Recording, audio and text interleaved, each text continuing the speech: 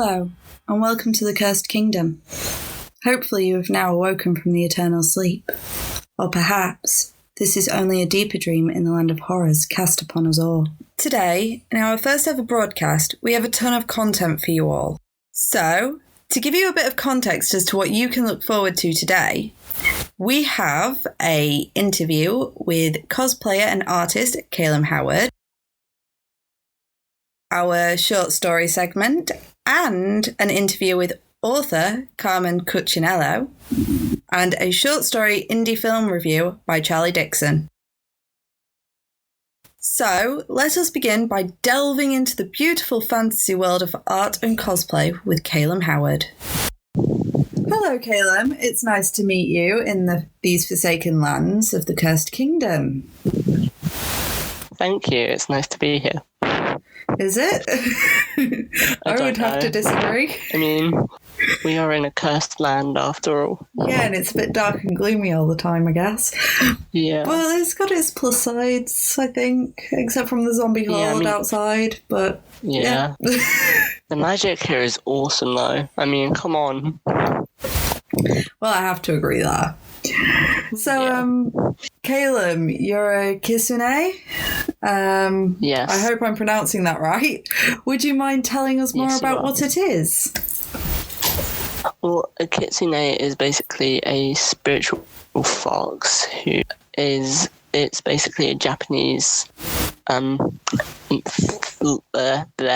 get my words right. It's a Japanese, well, technically, it's a Japanese demon. Oh. It's a fox demon. Basically, there's different kinds of kitsune, but they all are depicted as demons, and it's kind of a bad thing, but with me, I've always been like, well, they're not demons, they're just, like, misunderstood things. Oh, so kind of like out of the anime Ghost Hunt, they had the fox. That was a really interesting anime. I used to love that. I think I should watch it again. But yeah, they're not bad. They're just misunderstood creatures that just, it's like, and in the Japanese folklore, like, kitsunes would inhabit a body, and the person who was possessed would undergo physical torture. People would the people who were thought to be possessed would have their fingernails ripped out and be, like, tortured until the people who were torturing the person thought the spirit was gone, or in some cases they would die, and then they would say, oh, the spirit's gone because the person is dead. So it's like, brutal. Yeah, it's very dark. So it was like, wow. I read that and I was like, wow, okay. No one's doing that to me. I hope not.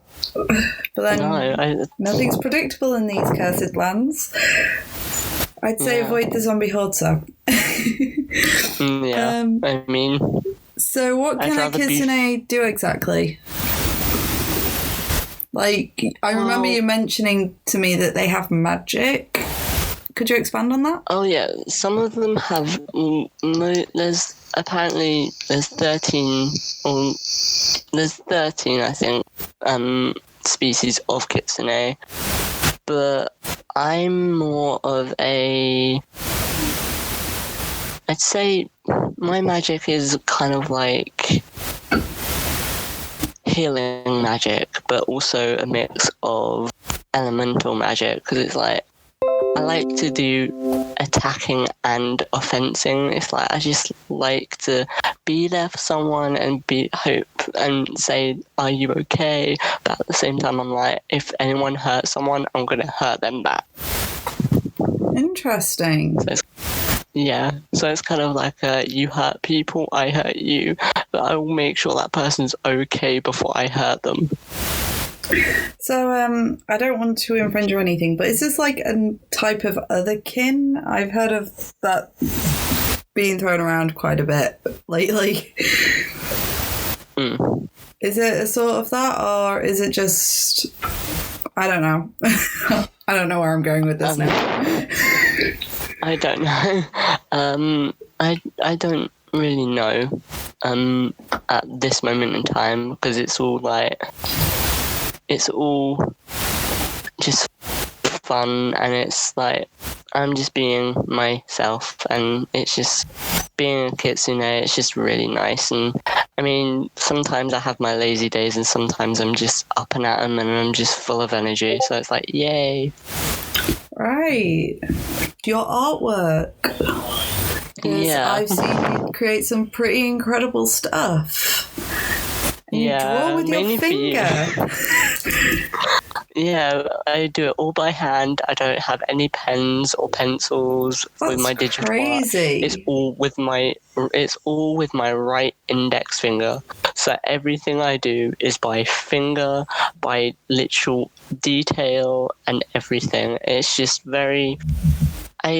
And to be fair, I only did 1 year of art at college.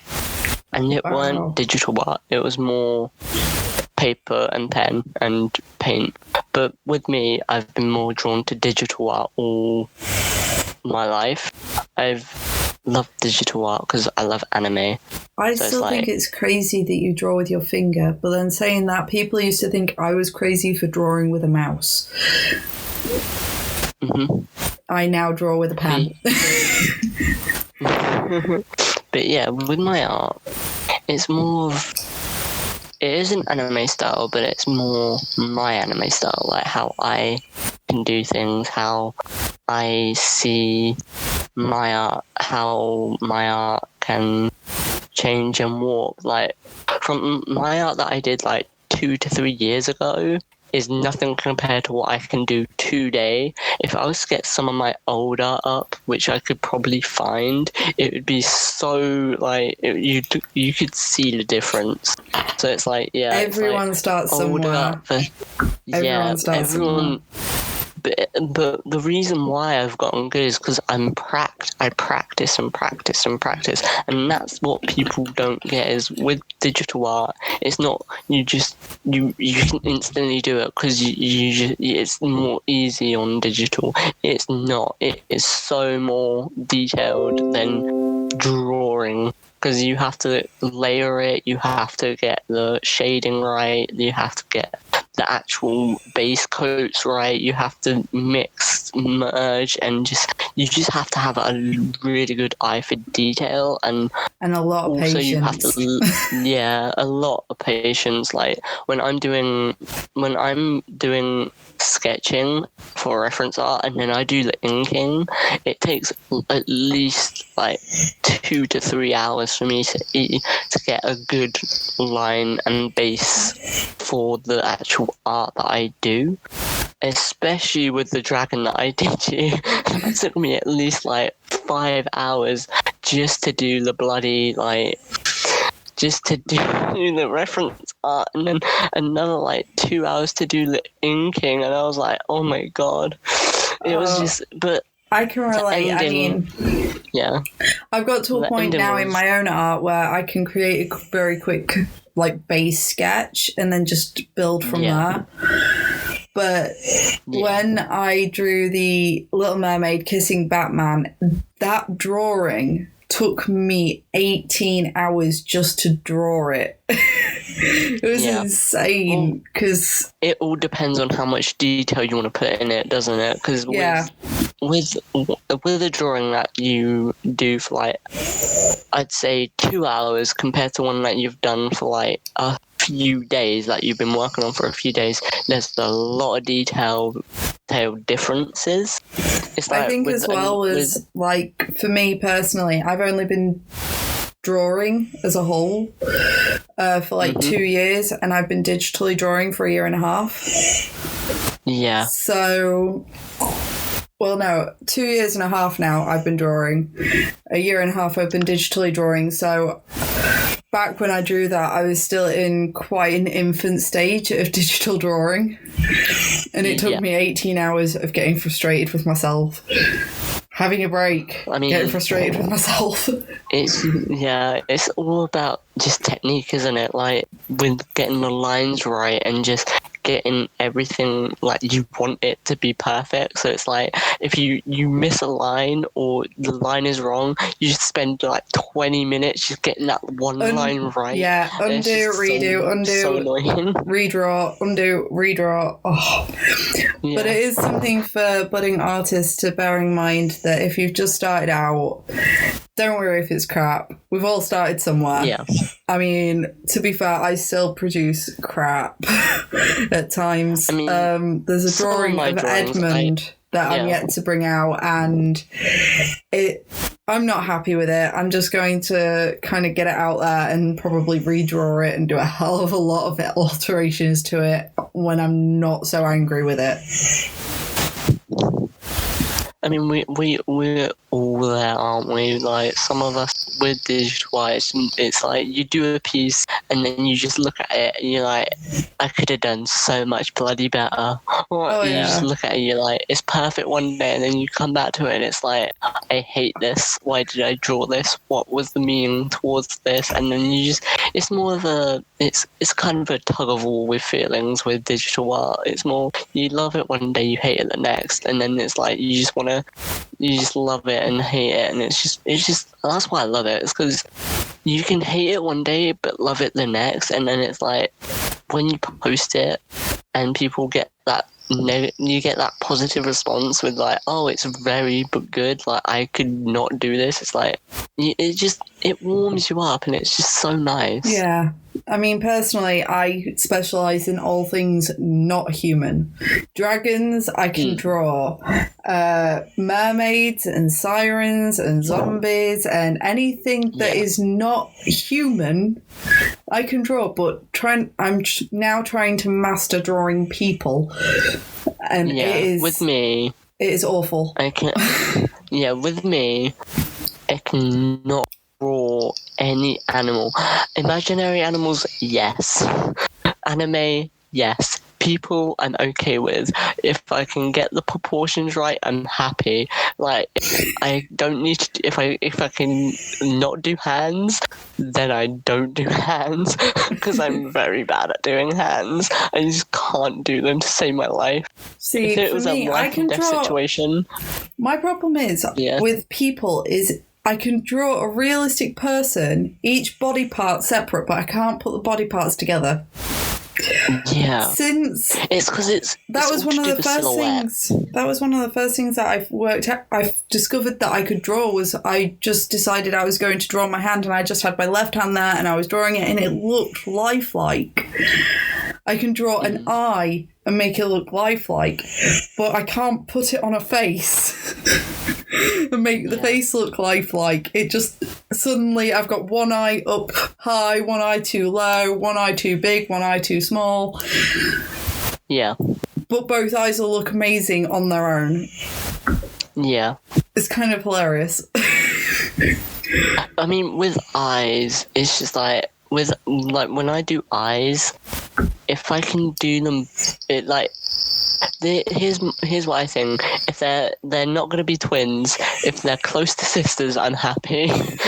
Same with eyebrows. If they're not twins, I'm happy if they're sisters. But like, they don't have to be identical. See, I struggle getting them to look like sisters. I'll have two amazing looking eyes, but they look like they belong to two different people.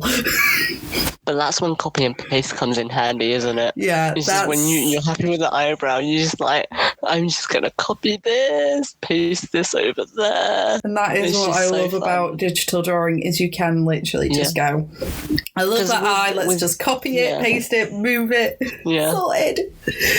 Flip it around to make it even. You can't really do that on paper. No, you can't, because if you, that's why I'm saying, that's why people, but at the same time, that's an easy bit of the digital art is like when you can copy and paste it, but there are people out there who just don't do that and are like, I'm gonna get this eye right, and don't care how many times it takes me, I'm gonna get it symmetrical.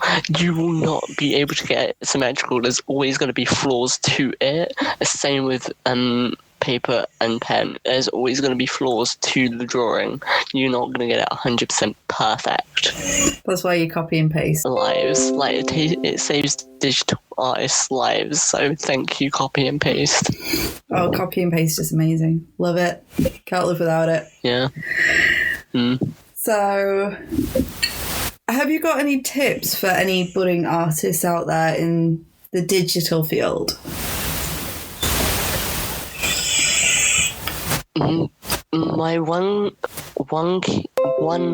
tip is just to practice. That's the number one tip any digital artist can tell you, is just practice, keep practicing. If you think it's crap, just keep at it. Like, no matter what, even if you're bad, even if you say you're bad at drawing, even if you are like one of the people who are like, draw stick figures, like, one day, if you keep practicing and putting your art to the method and just learn it, like, just look at something and think, what if I do this? What if I do that? Do it. Don't second guess yourself. Just do it. Like, even if it's on a separate piece of paper that you don't want to, like, you just want to use and it's not the original drawing, do it. Just do it. Like, if you have a good idea, do it. Don't hesitate. Just try and get your art to a good level that you think it's going to be good at. Me, personally, my art can be better. I know I can do good art, but some days I have moments where I'm like, this art is crap. I could have done better. But that's learning. You're learning from your own mistake. My second tip is to rest your hand. Like, if you are using a pen, I don't get cramps, but if people who do use pens, sometimes I can get such bad hand cramps.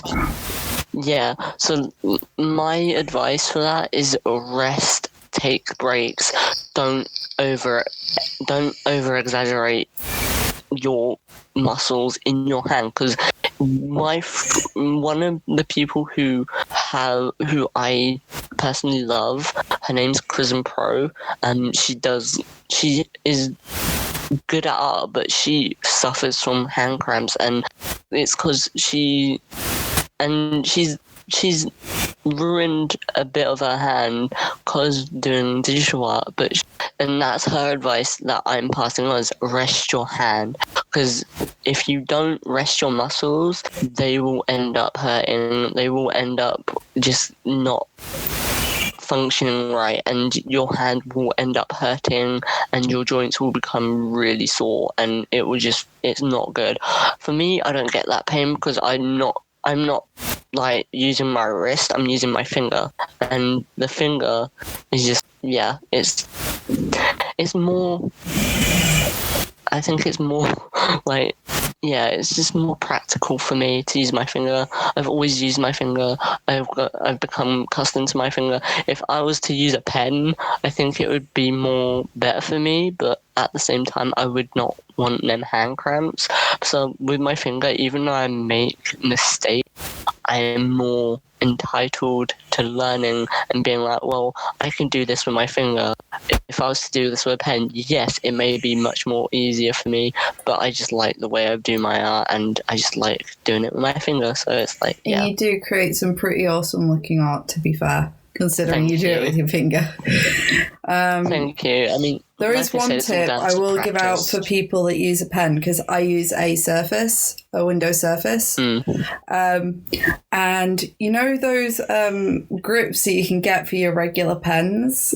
They can be a lifesaver. As pretty much like everyone knows, I doubt my audience know, but pretty much everyone in my life knows I have EDS, Endless Danlos Syndrome, type 3. So it has been an absolute savior for me, just having one of them. I always carry it with me. I don't leave it on the pen. I slip it on and off. And it's like the best thing I've ever bought for it. And it can actually help you avoid hand cramp as well, because it just helps the pen fit more comfortably in your hand. Well, I think with most people, they don't realise that with my art, I do it with my finger, but the main thing I use is an app that's free on the App Store, and I do it on my tablet. Like, my tablet is my art. Like, if I was, I make amazing art, but I do it on my tablet. I don't do it on a computer or a laptop or a massive tablet, like an art tablet. I do it on a regular, crappy Android tablet. And with an actual free art app that's out there. It's called Sketch, and it's just a free app, and I do my art on that. I don't use Photoshop. I don't use any of the actual mainstream art apps. I use literally a bootleg app that is generally just so fantastic. Well, if it works for you, then it works for you. Personally, I use Photoshop and I use a Surface Go because it also has my portfolio so that I don't have to carry a shit ton of books. But with me, I just couldn't get the hang of Photoshop. I'm a really bad simpleton. Like, if it's not really simple, I will not get it. So with Photoshop, I used to do with art, we had to do both digital and drawing, but it was mainly drawing. We only had one digital lesson every week, so it was pretty bad. So I was so bad at Photoshop, it's unreal. I was literally just could not do it. But on my tablet with my finger, everyone would look at me and be like, why can't you do that on computer? And I'm like, I don't know. I do not know. I'm sorry, I cannot be perfect, okay? But it's just my teacher would always be like, well, you can try and practice. And I'm like, I can't do it with a mouse. I just can't. There's no use for me with a mouse. If it's a pen, meh. If it's my finger, I'm happy. It's just the amount of practice I've had with my finger. So it's just, So tips for any budding artist is practice, perseverance, and rest your hand. And a good imagination. Oh yeah, you've got to have that. Yeah, you have to have a good open imagination, because if you get art block or writer's block or any kind of creative construct block, that's not okay.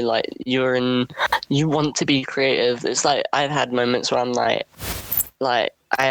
I do fan fiction or I do art, but there's times where I want to write, but I don't know what to write, and it's called writer's block. So it's I can't do it. But with my art, I'm never I've had a few occasions, but I'm more prone to me doing art than I am writing,